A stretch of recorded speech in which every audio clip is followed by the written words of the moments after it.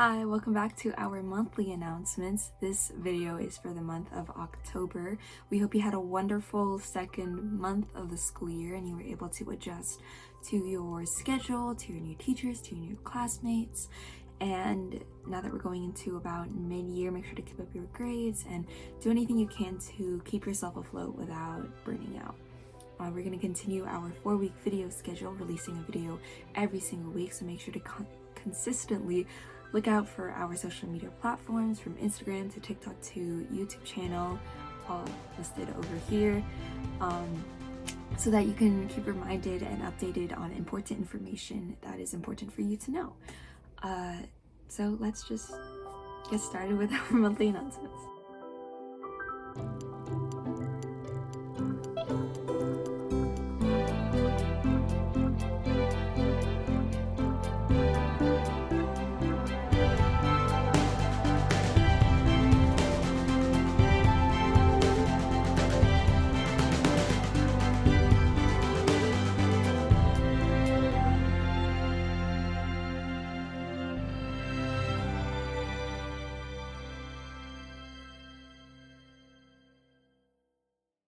Again.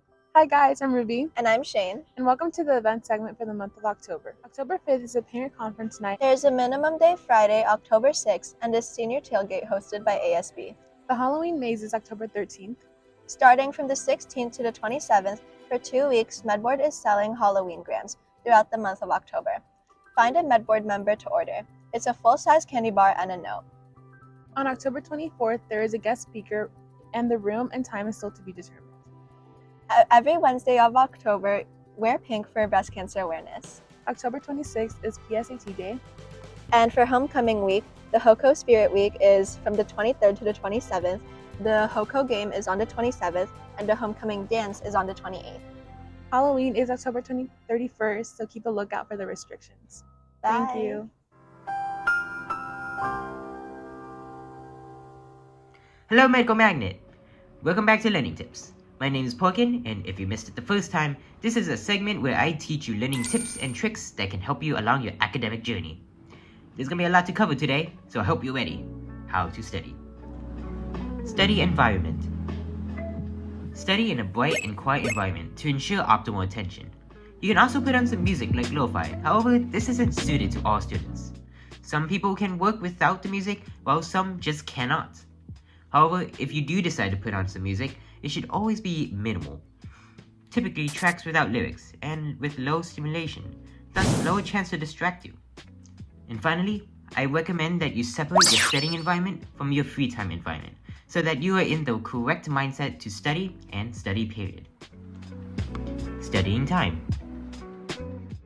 This tends to differ between person to person. According to chronobiologists that study cyclical phenomena and physiological rhythms, the average times people tend to study the best is 10 a.m. to 2 p.m. and 4 p.m. to 10 p.m. as these are the times where either light or your circadian rhythm aligns for the best attention. However, as I said, people are different. People will have different levels of energy and different levels of reception at different times of day. People can be better at studying outside of those time zones I mentioned, and that's okay. It's your job to figure out when you're the most receptive. But remember, it is your job to make the effort to start studying. As you study, you want to make sure that you take breaks, however not too frequently, rather in intervals. Figure out how long you are able to study at full attention, then, once you feel a little bit sloppy, schedule a break so that you can refresh your brain. Not only does this make you feel better, but it can also refresh your perspective on the complicated topic. Prioritization and recall. Remember when I said to space out your study sessions? Well, there's a reason for that, and it's for recall, a crucial step in long-term memory. The more space between study sessions, the more energy your brain needs to expend to try and remember this information. This technique can help solidify this knowledge into your long-term memory, which is better for unit exams and final exams, where everything is crammed into one. However, it is difficult to remember information if you have no reason to remember it. This is why you must prioritize it.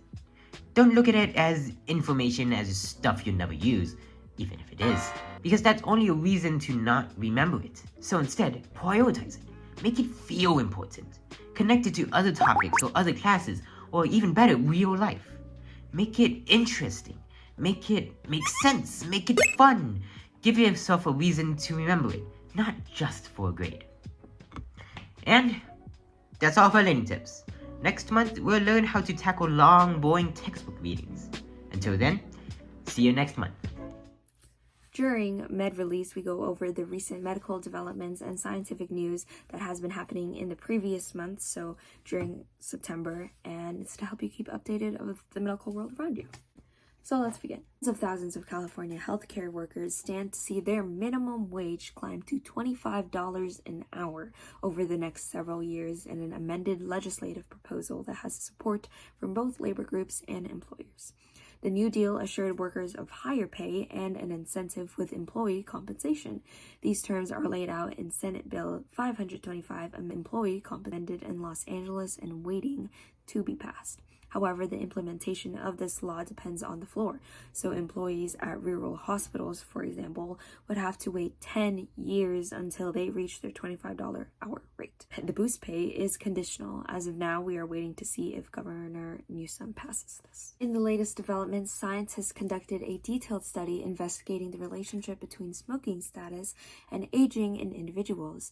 They analyzed the data from 472,174 participants in the UK Biobank. Researchers found that individuals smoking higher amounts of cigarettes are more likely to experience the shortening of leukocyte telomere. The length of these end fragments is called telomere, and shortening the white blood cell telomeres indicates aging and poor cell health. A statement by the researchers say that smoking shortens the end fragments of chromosomes in the white blood cells of our immune systems. Researchers at the National Institutes of Health found that living in an area with high levels of particulate air pollution was associated with an increased incidence of breast cancer. The researchers saw that the largest increases in breast cancer incidence was among women who had an average of higher particulate matter levels near their home prior to enrolling in the study compared to those who lived in areas with lower levels of particulate matter. Particulate matter is basically just a mixture of solid particles and liquid droplets found in the air, and it can come from numerous sources, such as motor vehicle exhaust, combustion processes with oil and coal, wood smoke, vegetation burning, and industrial emissions. The particulate matter population measured in this study was around 2.5 microns in diameter or smaller.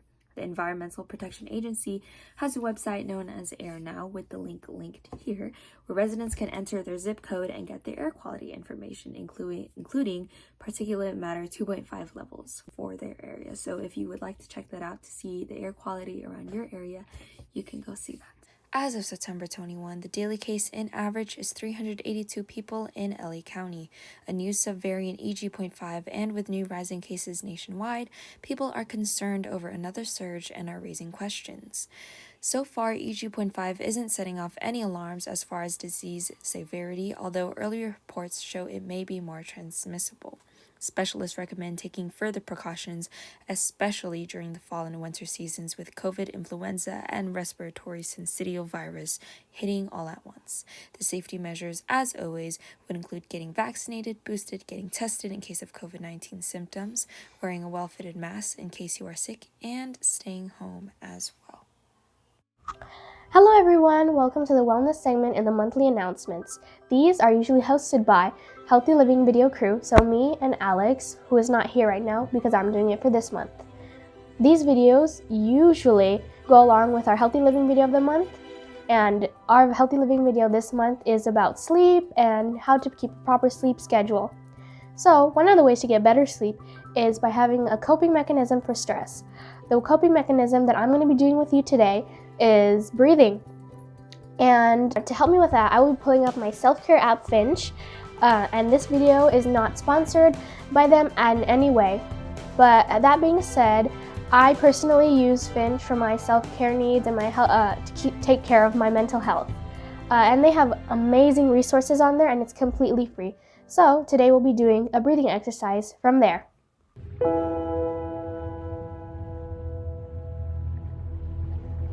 So hi everyone, this is the app interface, basically when you open it, and then if you go to the plus sign and then press breath or breathe. They have a bunch of different breathing patterns, and the one we're going to be doing today is anxiety breathing under the calm section. So the pattern is 4, inhale, 2, hold, and then exhale for 6. And then this is pretty good for calming yourself down, and I like this, so here we go. Let's start it. We'll do it for a minute.